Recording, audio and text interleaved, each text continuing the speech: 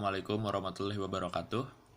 Nama saya Zaki Febriano dari Universitas Esa Unggul, Angkatan 2020, jurusan DKV.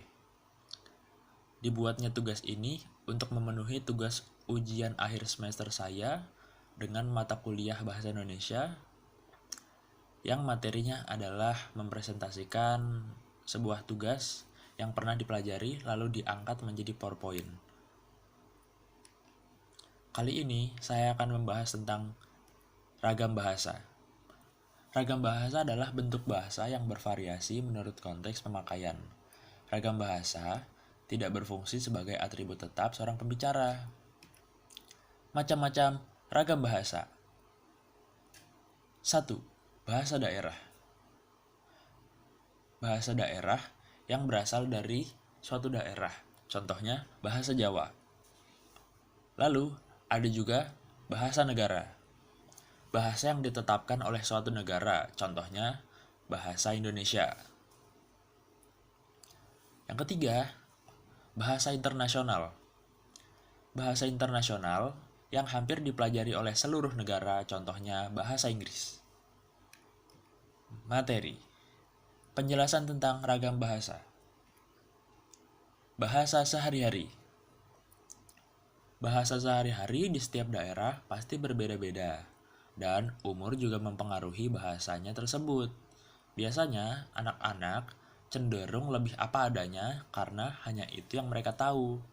Tetapi, jika orang tua pasti lebih tertata karena mereka sudah mengerti hal-hal yang baik dan buruk saat menyampaikan pesan ke lawan bicara.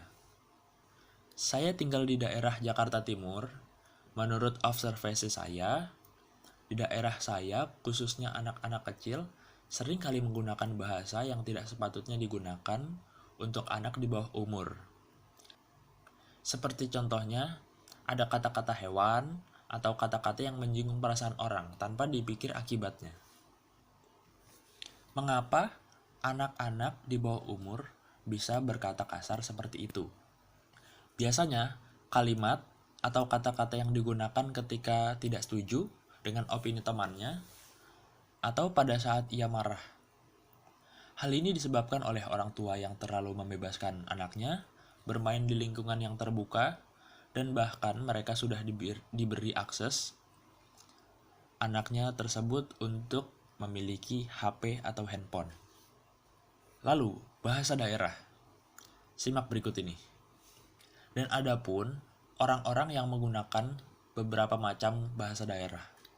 Karena orang-orang di sekitar saya atau tetangga ada yang berasal dari daerah-daerah seperti misalnya Aceh, Batak, Jawa, dan masih banyak lagi.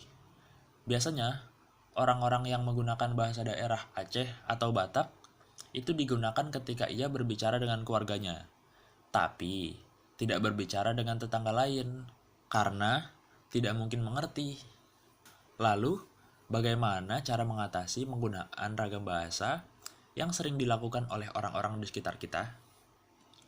Menurut saya, sebaiknya kita harus menyesuaikan dengan siapa kita berbicara dan lebih menuju ketepatan orang atau lawan bicara.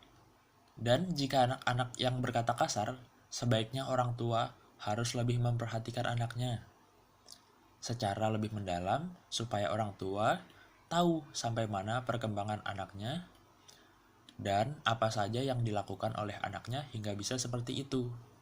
Ya, pembahasan sudah selesai. Saya minta maaf jika ada salah-salah kata atau kata-kata yang kurang berkenan.